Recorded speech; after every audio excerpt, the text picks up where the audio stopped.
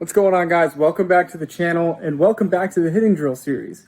Today we're going to be talking about new hitters hitting on the swing path trainer. So we've had hundreds of players over the years come in and use our tee. And one of the most common things that we see when they hit on it for the first time is when they swing, they hit the back of the board. And we see that most commonly with the younger players.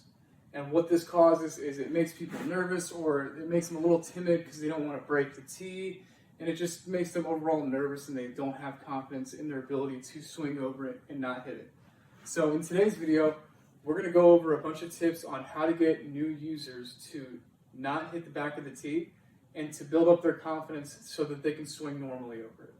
So the new hitters that are going to hit the back of the tee the most are going to be between 5 and 10 years old. And it's also going to affect them the most.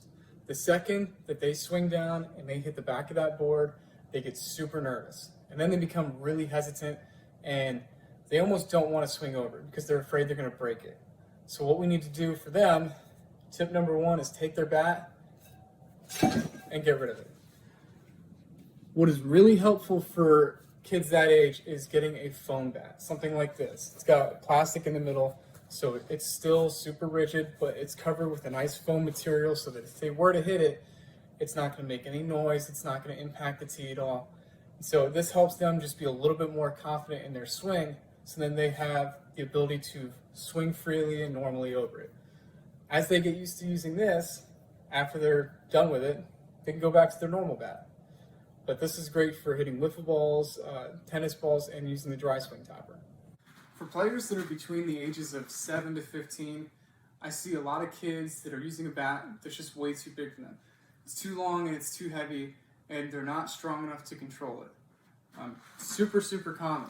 So when you have a player that's using a bat that's just simply out of the realm for him to control, the first thing that's going to happen is when he's bringing his hands through, the barrel's going to drop because he's not strong enough to support it up here.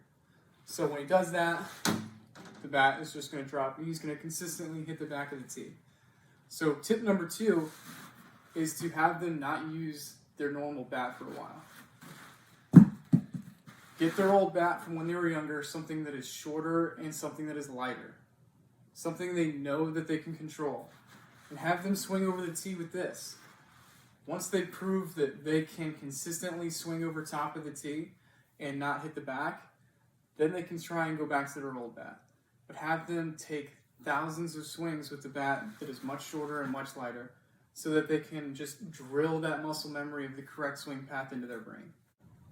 So now that we've gone over everything you can do with the player's bat to help them avoid hitting the tee, now we're going to start talking about things you can do with the tee itself. So for tip number 3, the first thing you can do is work with that angle. And what I mean by that is set the board angle a little bit steeper to how they actually drop their hands and let them hit over that angle for a little bit so that they get used to hitting over the board without hitting the back of it, and slowly but surely start to flatten that board out until it's the correct angle. And again, it should be a nice slow process so that they can continually make the adjustments and it's not too big of an adjustment for them. So by the end of it, they've got the correct bat angle and they're swinging through the hitting zone versus swinging underneath it. So for tip 4, we're going to be adjusting the tee again. So what we're going to do here is we're going to take the back of the tee and we're going to move it in anywhere between 3 to 6 inches. So we want the tee facing right field. We're also going to scoot up in the box. So we want our front foot just about even with the front leg of the tee. And what this does is it closes the gap between the back of the board and the hitter. So now I'm being forced much earlier to keep my bat head up and not drop my hands. So when we're swinging through this, we're keeping our hands in, we're forced to keep the barrel up and swing all the way through. So for tip number 5, we're going to leave the tee exactly where it is. We're not going to move it, we're not going to adjust it, we're just going to leave it. So what we're going to do here is you're going to get to your contact point and you are going to follow that bat path back. Once you get to your starting position, then you will swing all the way through. So the idea behind this is to feel what the correct bat path feels like. And then once you go through your normal swing, you're trying to recreate that feeling of not dropping your hands, but staying on that correct swing path in finishing through. So the sixth and final tip that we have for you today is a drill that you can do, and it's called the pendulum drill. In any good swing, the bat is going to be like a pendulum, and we're trying to be on that ball path. We don't want to swing down through the ball, and we don't want to swing up through the ball.